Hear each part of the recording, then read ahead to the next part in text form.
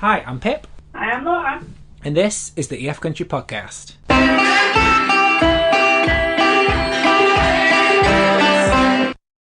On this episode, we are looking forward to the new album from Kacey Musgraves. It was recently announced that there's a new album coming before the end of the year, but unlike her previous records, this is going to be a partnership between Interscope Records and Universal Music Group Nashville.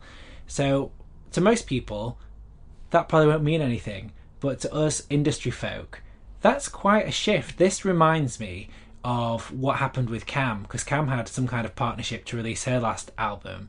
And I wonder if this means that in the wake of Golden Hour and all the awards that it won when it was released back in 2018, I wonder if Kacey's going pop. What do you think, Laura? It would not surprise me if she did, to be honest. We saw this a bit with Golden Hour and the way that shifted away from the sound of her previous albums. Obviously, it did super well for her. She won the Grammy for Record of the Year. She, won CMA Award, the ACM Award for Album of the Year. She did really well out of that. And the stuff that she's ended up on this Chorus Sivan remix. I would really not be surprised if she went in a very different direction again and went down this pop road. I mean, it's interesting, isn't it? You wonder why there has to be this label partnership to release an album, because she's always been on Universal Nashville. Over in the UK, she gets released on Decca. Interscope is very much a pop, hip-hop, rap imprint. So it's an interesting choice.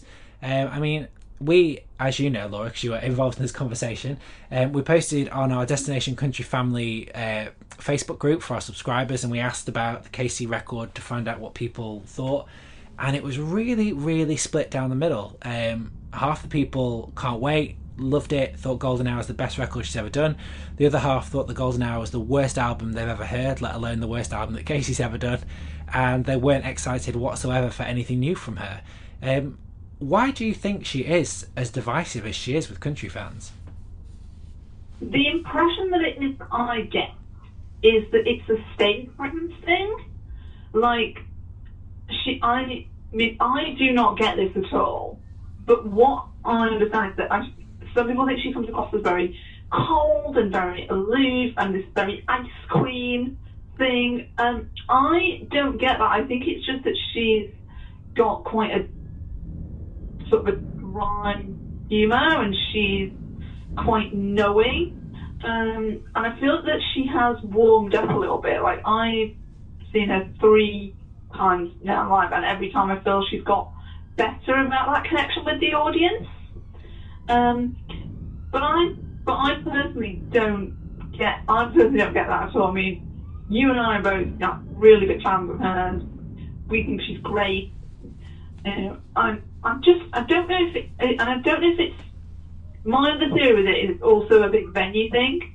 I haven't seen her in a small venue, and I wonder if certainly with the first 2 records she would have been better suited to that than to the likes of the O2 or Wembley Arena.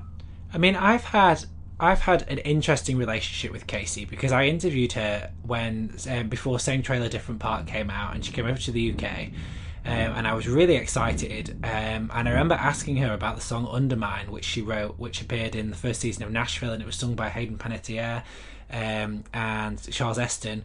And she could not have been less interested in talking about the show or that song. And I did find her quite chilly, I have to admit. It was not my favourite interview that I've ever had, and I was really disappointed because I was such a huge fan, and I am a huge fan of that record. But then I saw her at C2C, must have been 2017, when she was before Chris Stapleton. Is that right? I feel like that's right. And it was in support of pageant material. Was it 2016? I think it was 2016, because I think it was the first year that I went to it, and I remember her being on that, so yeah. But I remember there thinking she was really dull, because she just stood in one spot. She didn't really engage with the audience. The music was great, but not really suited to an arena. There was no consideration of putting that production into an arena. And I know anybody listening to this will go, well, Chris Stapleton just stood there and sang, but Chris Stapleton can sing. Like, he can sing the phone book, and I'd buy tickets and sit in the O2 in the back seats and I would listen to it. From Kacey, she doesn't have that kind of voice. She has to do something else. So I was pleasantly surprised when she headlined, which must have been 2018 because it was just before Golden Hour, and I saw her the night before performing at a Spotify showcase, a secret show in a really small venue, and she was so witty and so funny and so engaging, and I thought, gosh, this is the person that I thought all along you were. And I was blown away by her at C2C. I thought her stage presence was so much better when she headlined. She was all over the stage. The music was more varied. The tempo of the Golden Hour tracks really helped, I think, with the engagement in an arena. The big glow balls were fun when she was singing High Horse. I just thought that she had really come into her own. And even in the press room, she was like a different person. She was warm, she was funny, she was quite sarcastic. So I am all about Kacey, and I think that the people that give her the Ice Queen thing either just don't like her style of performing or have possibly had an experience like I had where they didn't find her as warm and as lovely as they wanted, and that's maybe coloured their view.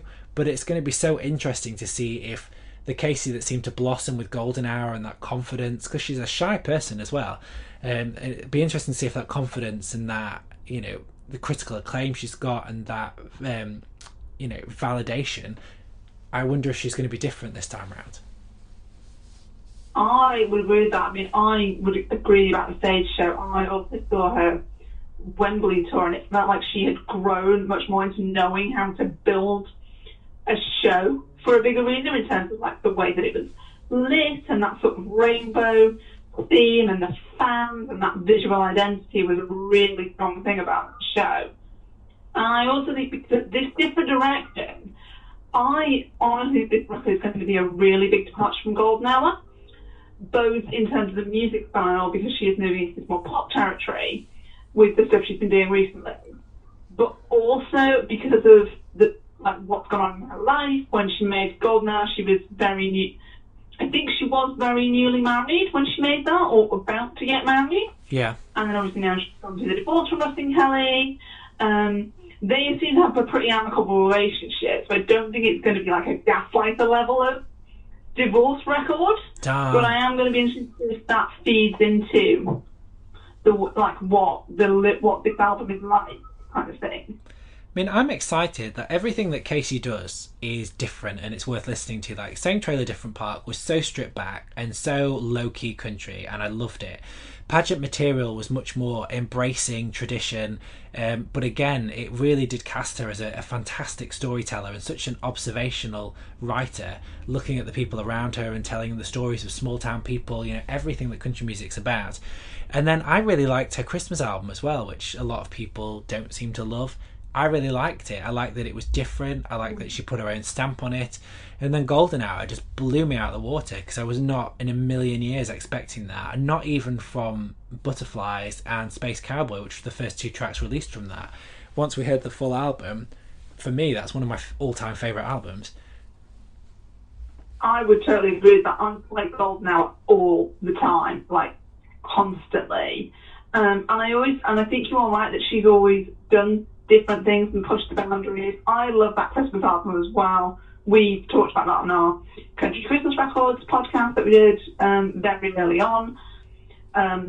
Yeah, I think she's always willing to sort of play up that slightly campy side of it, I guess, as well. Like, obviously going down the disco route a little bit on Golden Hour, and then particularly on Pageant Material, I feel like she did that.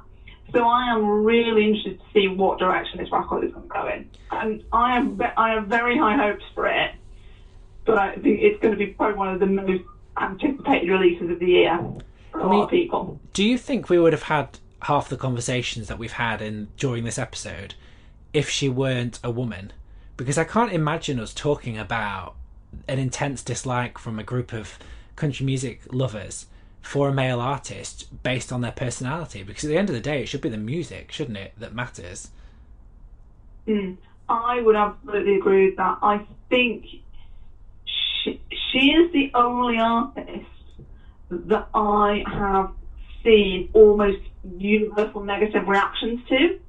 when being announced as the headliner. I remember when they announced it, the headliners for that year, and I was in a Kit Moore show in Shepherd's Bush, and it was the announcement at the Intersport, and the reaction was just like, "What? Who? Her? No!" And I'm saying, "But this is great, you know."